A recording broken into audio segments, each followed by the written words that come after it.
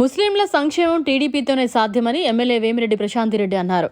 అల్లా ఆశీస్సులతో ప్రతి ముస్లిం సోదరీమణులు సుఖ సంతోషాలతో ఉండాలని కోవూరు ఎమ్మెల్యే వేమిరెడ్డి ప్రశాంతిరెడ్డి ఆకాంక్షించారు. బక్రీద్ పండుగ సందర్భంగా పొడుగుపాడు సమీపంలోని బడన్ షావలి దర్గాను సందర్శించిన ఎమ్మెల్యే ప్రశాంతిరెడ్డి ముస్లిం సోదరీమణులకు ఘన స్వాగతం పలికారు.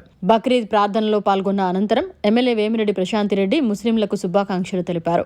ఈ సందర్భంగా ఎమ్మెల్యే వేమిరెడ్డి ప్రశాంతిరెడ్డి మీడియాతో మాట్లాడుతూ ఎన్నికల ప్రచారం సందర్భంగా రంజాన్ మాసంలో కోవూరు నియోజకవర్గంలో చాలా మసీదులు, దర్గాలు సందర్శించానని, మీ అందరి ఆశీస్సులతోనే తాను ఎమ్మెల్యేగా విజయం సాధించానన్నారు. తన విజయానికి సహకరించిన ముస్లిం సోదరీమణులకు ఆమె కృతజ్ఞతలు తెలిపారు.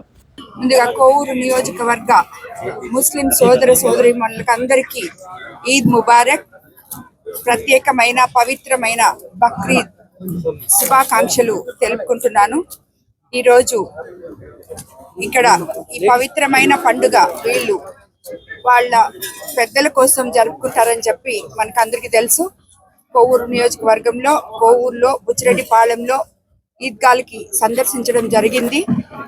ఈ పవిత్రమైన రోజున అల్లా ఆశీస్సులతో పాటు వారి పెద్దల ఆశీస్సులు కూడా అందరికీ ఉండాలని కోరుకుంటున్నాను. నేను ఎమ్మెల్యే అభ్యర్థిగా ప్రకటించిన తర్వాత రంజాన్ మాసం రావడం జరిగింది.